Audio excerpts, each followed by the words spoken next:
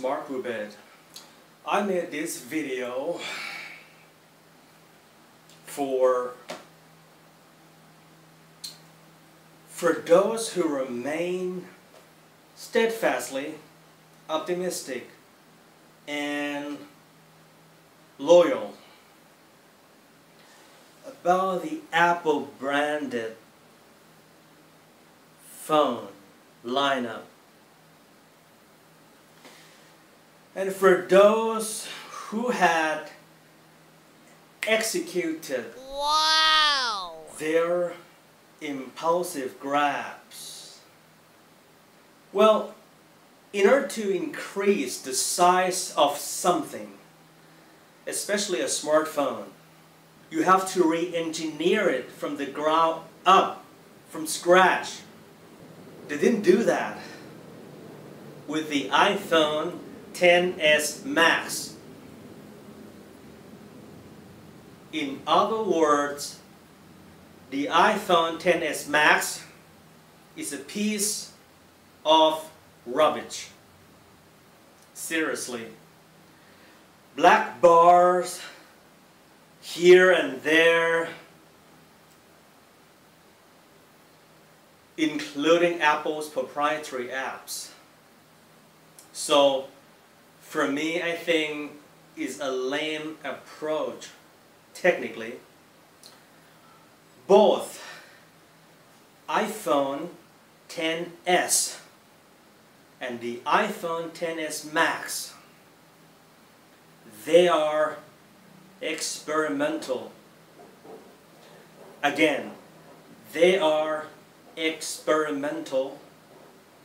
They are merely the prototypes of the so-called iPhone 8. There is no alternate biometric security feature. Let me rephrase. There is no alternate biometric authentication. The camera lump is still there on the back. They didn't axe it. They didn't ditch it. It's protruding. It doesn't fit flush. It sticks out. What's with the lump, the camera lump on the back? It's merely, well, both of them are merely prototypes. They're experimental. There are two definite reasons why Apple produced or made a plus-sized iPhone X. Reason number one, they needed another size. And there is a subterranean, there is an underlying reason. They wanted to replicate the size of the Galaxy Note 9. They wanted to compete with Samsung's flagship Galaxy Note 9. Some of you might say, Mark, you are wrong because the screen of the XS and the S Max is the most elongated on the market, and so on and so forth. I ain't gonna argue with you. A sizable portion of Samsung clientele find the lack of the new S Pen as a deal killer for the new Galaxy Note 9. But the new iPhone XS Max is not compatible with the Apple's proprietary stylus entitled Apple Pencil. If Apple had allowed the new S Max to be fully compatible with the Apple Pencil, less customers, less repeat loyal customers will buy the iPad Pro or the new iPad 9.7 inch. So if they added the Apple Pencil capability or compatibility to the new S Max, it will affect, this approach will affect the sales of the iPad Pro and the new 9.7 inch iPad. Likewise, they will never add the ability to make regular phone calls to the iPad lineup. Why? Then no one will buy the S Max. They'll go for the iPad mini. You know what? The thing I like the most about Amazon, well, Amazon is an atrocious company for its associate or other vendors or business associates, but it's a customers-oriented company. I mean, the work atmosphere is horrendous. Who cares? You get what I mean? Let me share with you a fairy tale of the S Pen, the new S Pen. Some said, Mark, I think you know next to nothing. Well, there's no profane words in no atrocious language here in this video, because in my previous 2 videos I was technically drunk. There's a huge difference between technologically drunk and physically drunk. That's pretty basic. Okay. The story about the new S Pen. The battery lasts up to jaw-dropping 30 minutes on a single charge, 30 minutes between charges. Therefore, if you'll be having a 2-hour presentation tomorrow, you're going to have to figure it out how to recharge the pen 4 times, or you may have to buy another 3 spare pens. A new, well, for general writing purposes, on the screen you don't need to drain the battery, but they promote it as the tentpole feature of the new S Pen, that you can use it as a remote control for your presentation, as a remote trigger for your camera shutter. But as we speak, the golden master of the SDK kit for the new pen hasn't yet been delivered to independent developers. And there are several app stores on Android environment, on Android platform, but there is no coherence among them, between them. In a story, you get the best pen on Earth, the best pen on Mars, the best pen on the moon, the best pen on the planet, the best pen in the galaxy, but you can't find a decent app for it. Where am I going to use this pen? It's a waste. After you finished watching this video, you don't have to read a thing, because I have read them all for you. Most tech writers, thus far, up until this very moment, They said the exact same thing. They used the exact same phrase. You should wait. Wait for what? For the iPhone XR.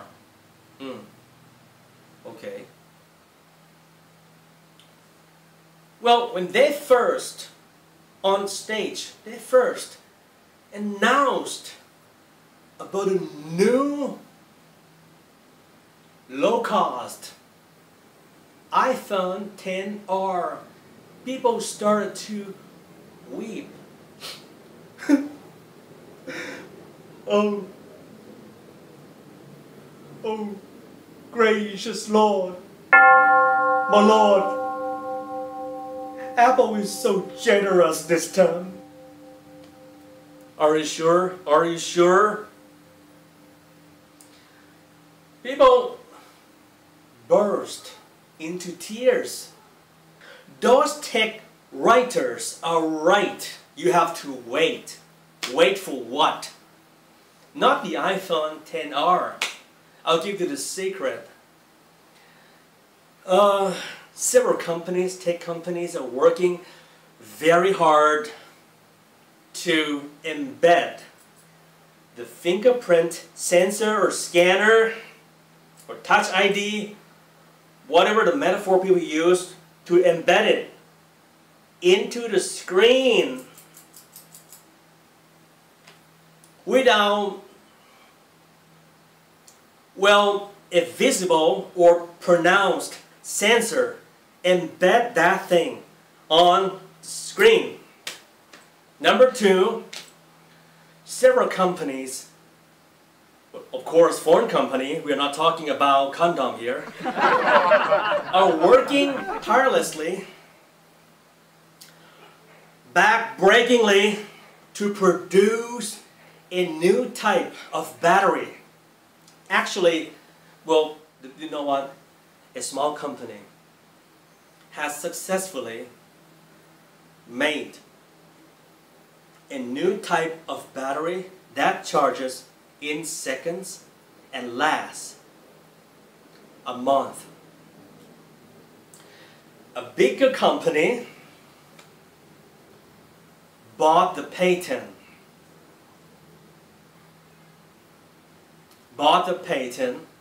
And put the patent inside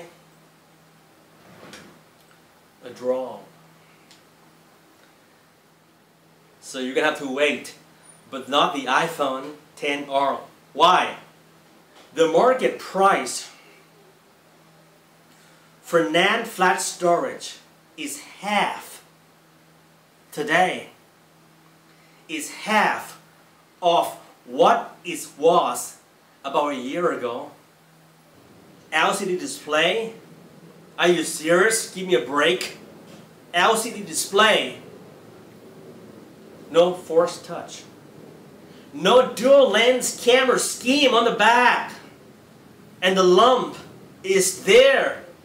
You perceive it as so cheap, mighty cheap. Why? Because it's bloody sitting right next to more expensive models. It's called contrast.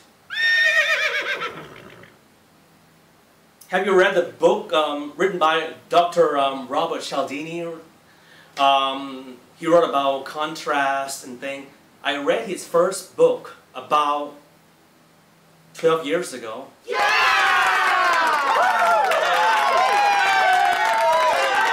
So, the 10R is not cheap. Then you may ask, Mark, then what should I do? Well, stick to the things that you already have. Embrace what you already have. The thing is, well, Apple is a tech company. I've never seen him demo anything by himself. Like, well, welcome to, this milestone. I'd like to invite Phil. I don't know shit. I know fuck all about in-depth technical details. I'd like to invite Phil. I'd like to invite Craig. Yay, it's our milestone. The